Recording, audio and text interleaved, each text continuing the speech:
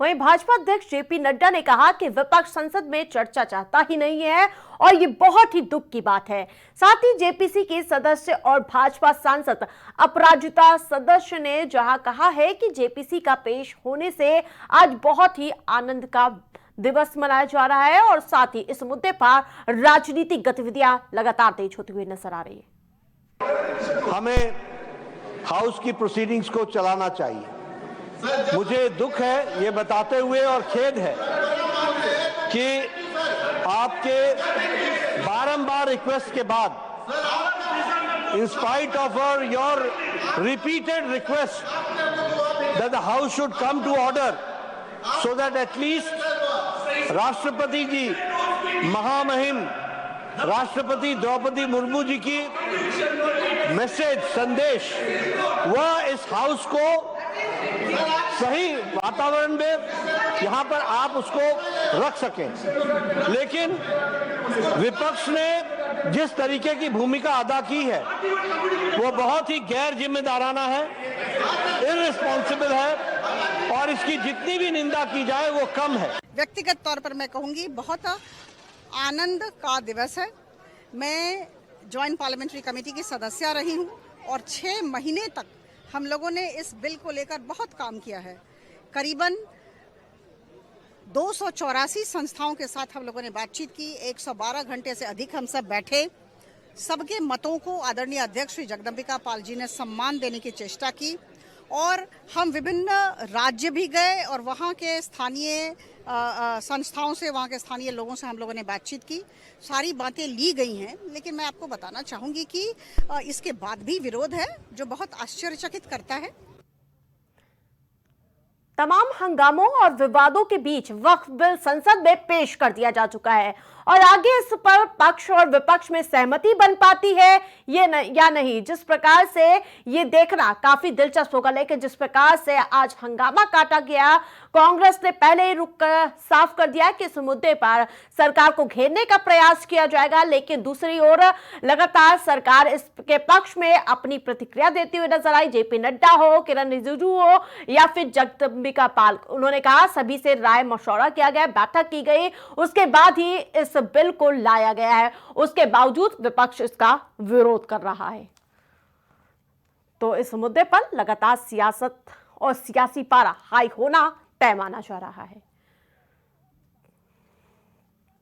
और खबरों में आगे बढ़ेंगे, जहां बजट पेश करने के साथ जब नए आयकर बिल को हफ्ते भर बाद पेश करने का ऐलान किया गया था, तब से ही उसको लेकर कई तरह के कयास लगाए जाने लगे।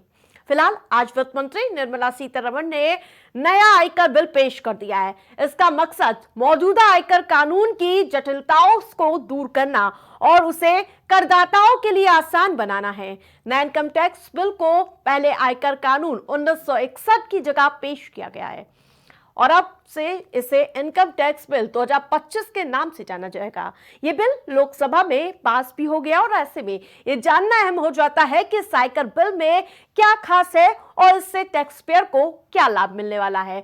तो अब हम आपको समझाते हैं नए कानून में क्या है।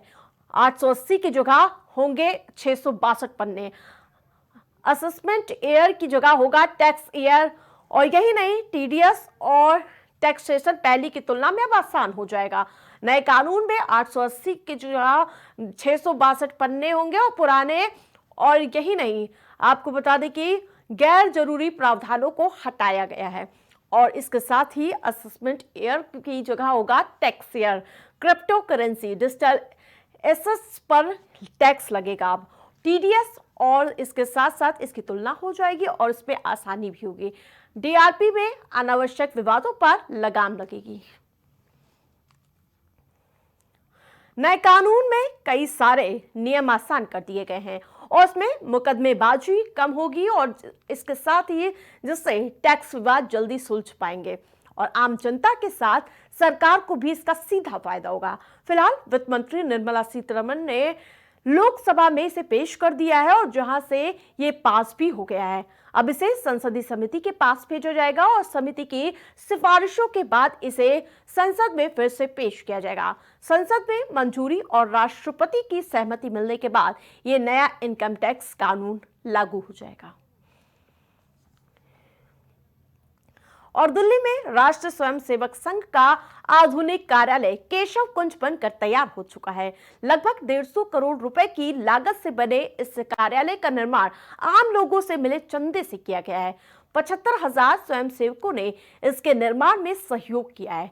भाजपा का वैचारिक संगठन आरएसएस दिल्ली में काफी अरसे बाद पुराने कार्यालय से काम करना शुरू करेगा।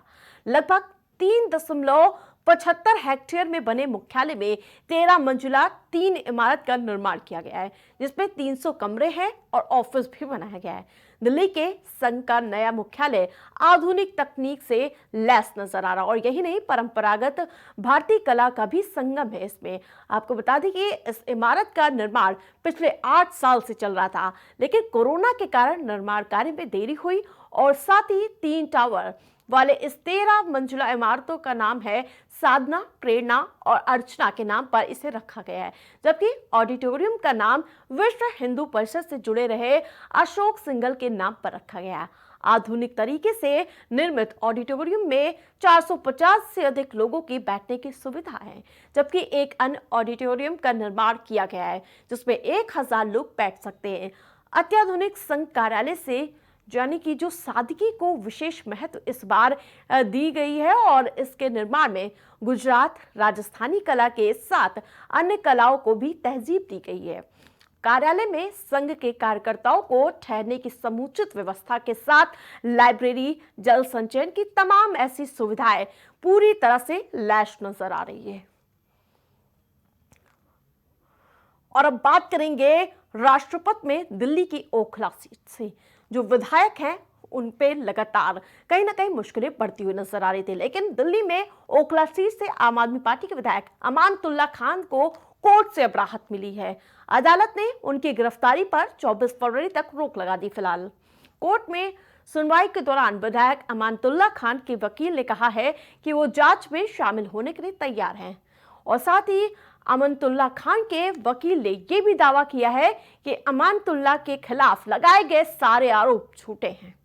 और साथ ही दलील सुनने के बाद कोर्ट ने कहा है कि अमानतुल्लाह खान से ऐसी जगह पूछताछ हो जहां सीसीटीवी लगे हों। कोर्ट के फैसले के बाद आप विधायक अमानतुल्लाह खान ने कहा है कि सब कुछ कोर्ट में है और वो वही सब कुछ कहेंगे। आपको बता दें कि दिल्ली के जामिया नगर में पुलिस की एक टीम पर कथित रूप से हमला करने के मामले में गिरफ्तारी के लिए उनकी तलाशी की जा रही थी। और आपको अगर पूरा मामला समझाते कि आखिरकार क्या था।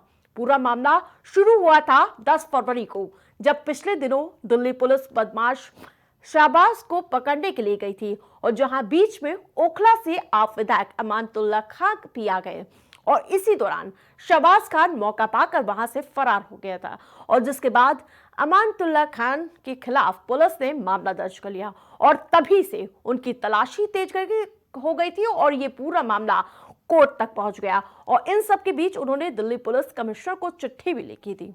उन्होंने अपनी चिट्ठी में लिखा था कि वो कहीं भागे नहीं हैं, बल्कि अपने विधानसभा में ही हैं। जिसके बाद कुछ लोग इसे राजनीतिक मोड़ देने के प्रयास कर रहे थे। उनका कहना था कि अमानतुल्लाह खान आम आदमी पार्टी के कुछ गिने चुने विधायक हैं जो जीते हैं, उनमें से वो एक है और जिसकी वजह से मौजूदा सरकार उनको निशाने पर ले रही है।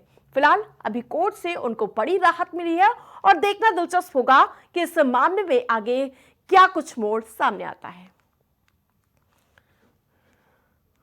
राष्ट्रपति में मेरे साथ फिलहाल इतना ही। देखते रहे प्राइम टीवी।